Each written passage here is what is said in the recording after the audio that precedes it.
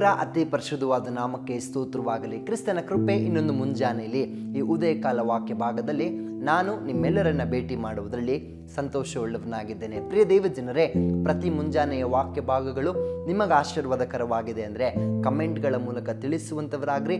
ಇದೇ ಆಶೀರ್ವಾದ ವಚನಗಳು ನಿಮ್ಮ ಕುಟುಂಬಸ್ಥರಿಗೂ, ಸ್ನೇಹಿತರಿಗೂ, ಬಂಧು ಬಳಗದವರಿಗೂ, ನಿಮ್ಮ ಸಭೆಯ ವಿಶ್ವಾಸಿಗಳಿಗೂ, ಸ್ನೇಹಿತರು, ಆತ್ಮಿಕ ವೃಂದದವರು ಯಾರ್ಯಾರಿದ್ದಾರೋ ಎಲ್ಲರಿಗೂ ಈ ಆಶೀರ್ವಾದದ ವಚನಗಳನ್ನು ಅವರೊಟ್ಟಿಗೆ ಹಂಚಿಕೊಳ್ಳುವಂಥವರಾಗ್ರಿ. ಕರ್ತನು ನಿಮ್ಮನ್ನು ಇನ್ನಷ್ಟು ಆಶೀರ್ವದಿಸುವಂಥವರಾಗ್ತಾರೆ. ನಾವು ಓದುವಂಥ ವಾಕ್ಯದ ಕಡೆ ಬರುವುದಾದರೆ, ರೋಮರ್ ಬರೆದ ಪತ್ರಿಕೆ 15ನೇ ಅಧ್ಯಾಯದ 13ನೇ ವಚನದಲ್ಲಿ ವಾಕ್ಯ ಹೀಗೆ ಮಾತನಾಡ್ತಾ ಇದೆ. ನಿರೀಕ್ಷೆಯ ಮೂಲನಾದ ದೇವರು ನಂಬಿಕೆಯಿಂದ ಉಂಟಾಗುವ ಸಂತೋಷವನ್ನು, ಮನಃಶಾಂತಿಯನ್ನು ನಿಮಗೆ ಪರಿಪೂರ್ಣವಾಗಿ ದಯಪಾಲಿಸಿ.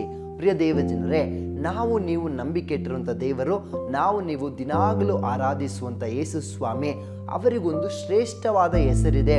ಏನ ಹೆಸರು ಅಂದರೆ ನಿರೀಕ್ಷೆಯ ಮೂಲನಾದ ದೇವರು. ನೋಡ್ರಿ, ಎಷ್ಟು ಆಶೀರ್ವಾದದ ಹೆಸರದು.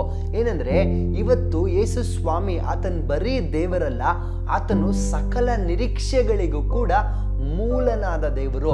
ಅವರೇ ಮೂಲ.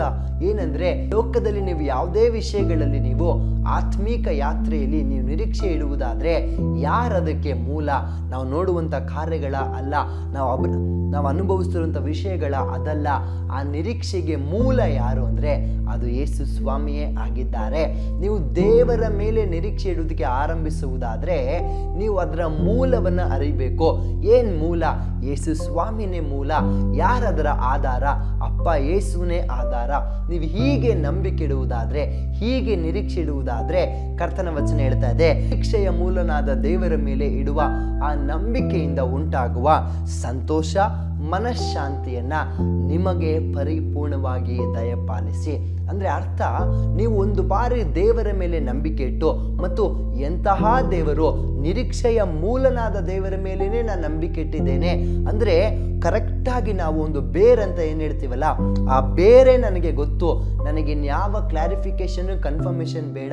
ನಾನು ನಂಬಿಕೆ ಇಟ್ಟಿರುವಂಥದ್ದು ಎಂತಹ ದೇವರು, ಆತನ ಎಂತಹ ಒಂದು ಕಾರ್ಯಗಳಿಗೆ ಆಧಾರ ಅನ್ನುವುದು ನಿಮಗರಿವಾದರೆ ವಚನ ಹೇಳ್ತಾ ಇದೆ, ನಿಮಗೆ ಸಂತೋಷ ಮತ್ತು ಮನಃಶಾಂತಿಯನ್ನ ದೇವರು ಒದಗಿಸಿಕೊಡ್ತಾರೆ. ನೋಡ್ರಿ, ಈ ಲೋಕದಲ್ಲಿ ನಾವು ಕೆಲವೊಂದು ಬಾರಿ ಮನುಷ್ಯರ ಮೇಲೆ ನಂಬಿಕೆ ಇಡ್ತೀವಿ. ಆ ಮನುಷ್ಯರ ಮೇಲೆ ನಂಬಿಕೆ ಹೇಗಿರ್ತದೆ ಅಂತಂದ್ರೆ, ನಂಬಿಕೆ ಇಡುವಾಗೇನೋ ಇಟ್ಬಿಡ್ತೀವಿ, ಸ್ವಲ್ಪ ಡಿಲೇ ಆಯಿತು ಅಂತಂದ್ರೆ ಕಳವಳಗಳು ಸ್ಟಾರ್ಟ್ ಆಗ್ತದೆ, ಎರಡೆರಡು ಆಲೋಚನೆಗಳು ಸ್ಟಾರ್ಟ್ ಆಗ್ತದೆ. ಅವರ ಬಗ್ಗೆ ಕೇಳಿರುವ ಸುದ್ದಿಗಳೆಲ್ಲ ನೆನಪು ಬರುತ್ತೆ. ಒಂದ್ಸತಿ ಅವ್ರ ಬಗ್ಗೆ ಹಿಂಗೆ ಹೇಳಿದ್ರು, ಅದು ಕರೆಕ್ಟ್ ಇರ್ಬೋದಾ? ಆ ವ್ಯಕ್ತಿ ಬಗ್ಗೆ ಈ ಥರ ಎಲ್ಲ ಸುದ್ದಿ ಕೇಳಿಸ್ಕೊಂಡಿದೆ, ಅದೇನಾದರೂ ನಿಜ ಇರ್ಬೋದಾ? ಈ ಥರ ಎಲ್ಲ ಸಂಶಯಗಳು ಆರಂಭವಾಗ್ತದೆ. ಯಾಕೆ? ಯಾವ ವ್ಯಕ್ತಿಯು ಕೂಡ ನಿರೀಕ್ಷೆಗೆ ಆಧಾರನಲ್ಲ, ಯಾವ ಮನುಷ್ಯನು ಕೂಡ ನಿರೀಕ್ಷೆಗೆ ತಕ್ಕ ಯೋಗ್ಯ ವ್ಯಕ್ತಿ ಅಲ್ಲ. ಆದರೆ ನಿರೀಕ್ಷೆಗೂ ಮತ್ತು ನಂಬಿಕೆಗೂ ಒಬ್ಬರೇ ಮೂಲನಾದವರು. ಅವರು ಯಾರಂದ್ರೆ ಯೇಸು ಸ್ವಾಮಿ.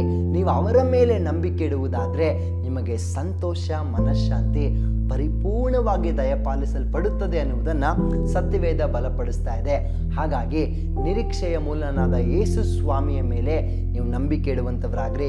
ನಿಶ್ಚಯವಾಗಿ ನಾನು ಹೇಳ್ತೀನಿ, ಅವರ ಮೇಲೆ ನಂಬಿಕೆ ಇಟ್ಟರೆ ನಿಮ್ಮಷ್ಟು ನೆಮ್ಮದಿಯಾದ ಒಬ್ಬ ಜೀವಿತ, ನಿಮ್ಮಷ್ಟು ನೆಮ್ಮದಿಯಾದ ಒಬ್ಬ ಮನುಷ್ಯನು, ಒಂದು ಕುಟುಂಬ, ಒಬ್ಬ ವ್ಯಕ್ತಿ ಇನ್ನೊಬ್ರು ಇರುವುದಿಲ್ಲ.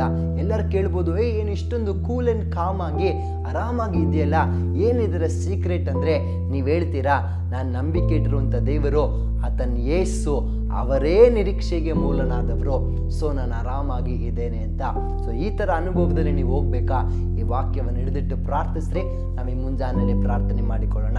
ಪರಿಶುದ್ಧಾತ್ಮನಾದ ಕರ್ತನೇ, ನಿಮಗೆ ಸ್ತೋತ್ರ. ನೀನೇ ವಚನ ಪ್ರಿಯ ಮಕ್ಕಳನ್ನು ಬಲಪಡಿಸಿದಕ್ಕಾಗಿ ವಂದನೆ. ಹೌದು ಅಪ್ಪ, ನೀನೇ ನಿರೀಕ್ಷೆಗೆ ಮೂಲನು, ಆಧಾರನು ಅನ್ನುವುದನ್ನು ಕಲಿಸಿಕೊಟ್ಟಿದ್ದಕ್ಕಾಗಿ ವಂದನೆ. ಪ್ರಿಯ ಮಕ್ಕಳನ್ನು ಆಶೀರ್ವದಿಸು. ಅವರು ನಿನ್ನ ಮೇಲೆ ಭರವಸೆ ಇಡುವಾಗ, ನಿನ್ನ ಮೇಲೆ ನಂಬಿಕೆ ಇಡುವಾಗ ಪೂರ್ಣ ಮನಃಶಾಂತಿ, ಸಮಾಧಾನ, ಸಂತೋಷವನ್ನು ದಯಪಾಲಿಸ್ರಿ. ಅವ್ರ ಜೀವಿತದ ಎಲ್ಲ ನಿರೀಕ್ಷೆಗಳು ಅದು ಸಫಲವಾಗಲಿ ಅಂತ ಪ್ರಾರ್ಥಿಸ್ತೇನೆ ಯೇಸು ಕ್ರಿಸ್ತನ ನಾಮದಲ್ಲಿ ತಂದೆಯೇ, ಆಮೇನ್, ಆಮೇನ್. ದೇವರು ತಾನು ನಿಮ್ಮನ್ನು ಆಶೀರ್ವದಿಸಲಿ. Thank you.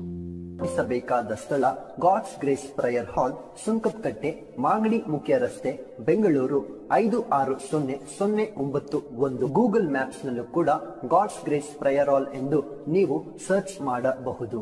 Further details and prayer support, Contact Word to Word Ministries, Bangalore. Phone 900-872-5814, 900-872-5815. God bless you.